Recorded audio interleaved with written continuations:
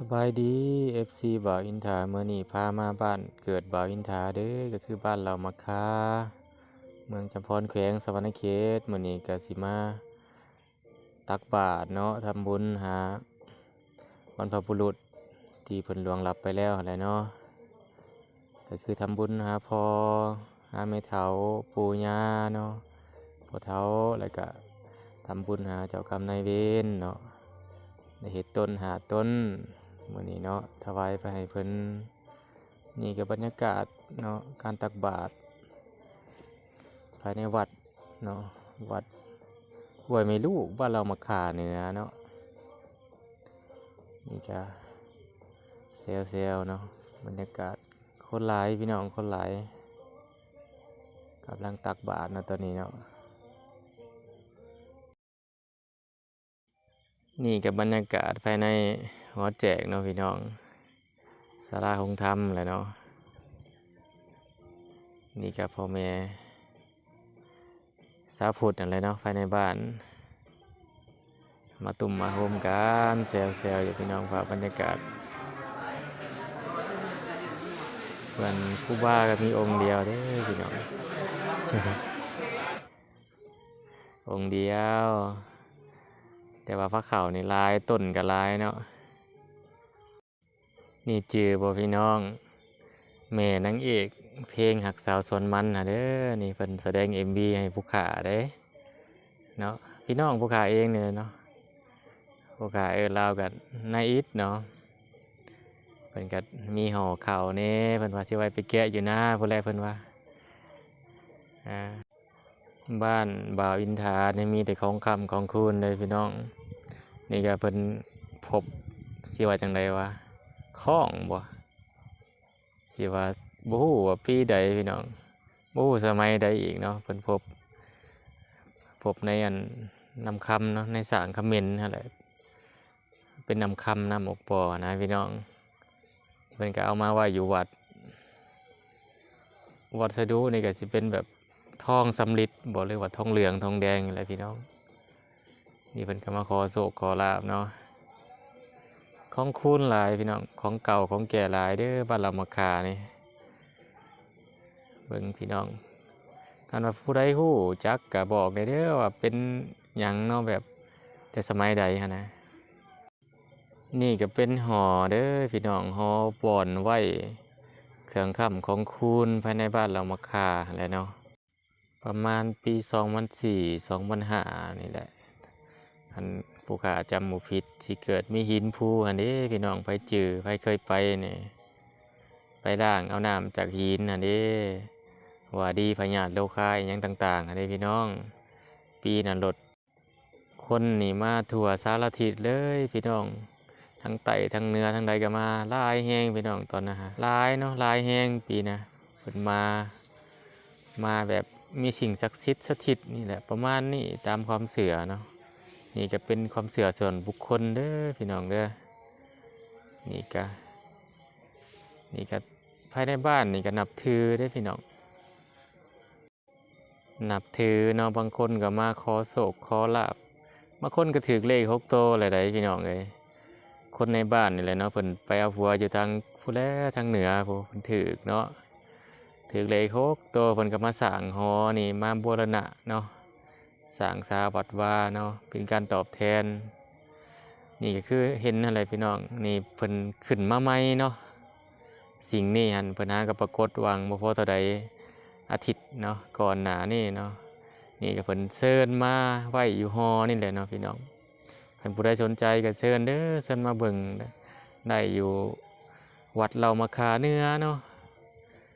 บ้านเรามาคาเมืองจำพรแขวงสะวรรณเขตเนาะคันใครสนใจกับมาเบิ่งได้เด้อพี่น้องเด้อมาขอโศกขอลาบตามความเสื่อส่วนบุคคลนี่กันเนาะนี่ก็บ่แม่นว่าสักส่วนดอกพี่น้องเป็นของเก่าของแก่อลีพี่น้องเอ้ยอาจจะเป็นของค่ำของคูณก็ได้เนาะ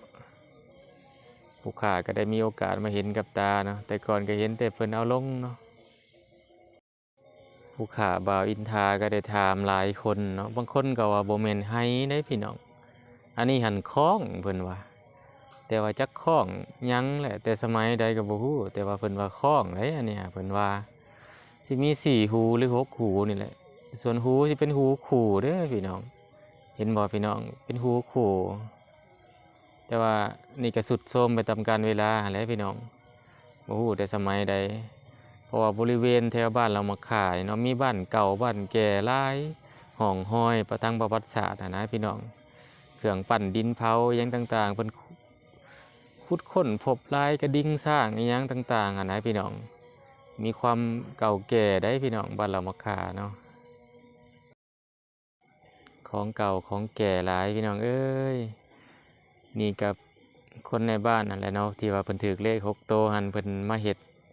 มาปรับปรุงเนาะปรับปรุงคืนหอปรับปรุงฐานพระพุทธรูปเก่าแก่ภายในบ้านนั่นแหละเนาะแต่เขาเป็นวัดป่าสมัยก่อนเนาะแต่สมัยเก่าๆเลยเนาะ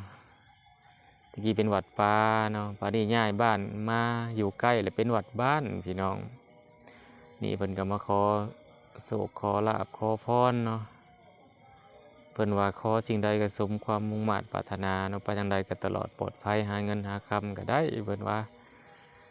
ตามความเสื่อภัยมันเด้อพี่น้องเด้อนี่ก็ได้อันนี้บ่าวอินทาก็เฮ็ดหน้าที่แบบสื่อสารให้คนหูจักเนาะว่ามีเครื่องคำของคุณเนาะบ้านเรามาขานี่ก็ได้เนาะก็มีหลายแนวได้พี่น้องสิ่งลี้ลับเนาะมีความศักดิ์สิทธิ์พี่น้องแต่สมัยก่อนสมัยปฏิการแต่ก่อนพวกเนาะเพิ่นเกิดมีศึกมีหยังเนาะลูกปืนขกนี่เพิ่นยิงเข้าบ้านนี่บ่แตกเด้พี่น้องตกโคโหลคือเก่าเด้พี่น้องเอ้ยตามผู้เฒ่าผู้แก่ผู้เราสู่พังเนาะแล้วก็บริเวณตามดงต่างๆเนาะครับเพิ่นว่าเป็นเมืองบังบดแต่กี้เนาะตามแก่งตามหยังเนาะแก่งทับลาวเพิ่นว่ามีบังบดตามความเชื่อเนาะพี่น้องส่วนทางในเนาะที่ว่าผู้ขาให้เบิ่งนี่มันไม้ที่ว่ากลายเป็นหินน่ะเด้อพี่น้องที่ว่าเพิ่นมาหดมาส่งมาล้างเอาไปดื่มหั่นเอาน้ำกินมาล้างมาส่งเพิ่นแล้วก็เอาไปดื่มไปกินว่าดีพญาติโลคาต่างๆระหว่างปี2004-2005นี่แหละเนาะพี่น้องคันผู้ขาจือบ่ผิดหรือว่าหลายคนอาจสิเคยมาก็ได้เนาะบ้านเรามาขาเนาะมีหลายชนิดเลยพี่น้องมีก้อนน้อยก้อนใหญ่ทอนสั้นทอนยาวเนาะแล้วก็มีลวดลายต่างๆเนาะหลายแบบเลยพี่น้องเพิ่นว่าไม้กลายเป็นหินว่าหินภูขึ้นนะพี่น้องแต่เก่าก็บ่เคยเห็นตกมาปีนั้นเลยเห็นลายเนาะเพิ่นเลยเอามาไว้อยู่วัดเนาะเอามาไว้อยู่หอไปเลยส่วนว่าธาตุที่เห็นนี่เป็นธาตุเนาะอัฐิของอันยาปู่สาลีเด้อพี่น้องเพิ่นเป็นเจ้าอธิการวัดห้วยไม่ลูกเนาะแต่ว่าเพิ่นได้ละสังขารแล้วพี่น้องผายที่เห็นนี่เป็นผายวัดเด้อพี่น้องเพิ่นเฮ็ดผายเป็นผายรวมเนาะเพิ่นตันห้วยไม่ลูกอะไรเนาะเพิ่นก็ตันเป็นผายรวมเป็นหนองเอิ้นกันว่าผายวัดพี่น้องในผายวัดเพิ่นก็สิเฮ็ดซิมน้ำใส่เนาะพี่น้องเนาะเพิ่นเฮ็ดซิมน้ำใส่ข้างๆซิมน้ำขึ้นมาก็สิเป็นหอไหวเครื่องคำของคุณคือพี่น้องเห็นเลยเนาะเพิ่นเฮ็ดพิธีกรรมต่างๆเนาะนี่ก็พ่อแม่ประชาชนในบ้านก็ศรัทธาเนาะเพิ่นก็มากราบมาไหวมาขอพรเนาะเพิ่นก็บ่เคยลืมเคยถ่วมบ่เคยลืมได้พี่น้องเพิ่นก็เคารพบูชาตลอดเนาะไปมีความเดือดร้อนทางจิตใจก็มาพึ่งพาอาศัยบารมีอะไรเนาะพี่น้องเป็นที่ยึดเหนี่ยวจิตใจกับบ่แม่นพี่น้องภายในบ้านเรามาคาหันบางคนไปหาเงินอยู่ไทยเนาะไปหาทำงานอยู่ไทยก่อนไปก็ได้มาขออะไรเนาะขอให้ได้งานขอให้ตลอดปลอดภัยบางคนเนาะตกลง ไฟอันที่ว่าเขาคายลงไปทะเลหั้นนะพี่น้องก็ยังเห็นก็ยังคืนมาเลยพี่น้องบางคนเนาะจากสามใดความศักดิ์สิทธิ์นะพี่น้อง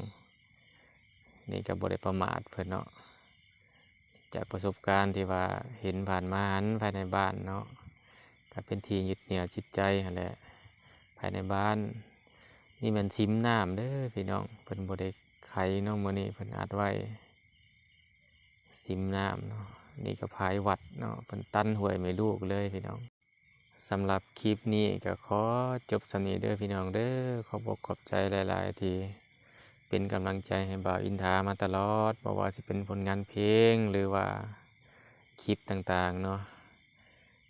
พี่น้องก็ยังอุดหนุนเนาะยังซอยเบิ่งซอยกดไลค์กดแชร์พี่น้องขอบใจหลายๆเด้อคันบ่มีพี่น้องก็บ่มีบ่าวอินทาเนาะขอบใจหลายๆบ๊ายบาย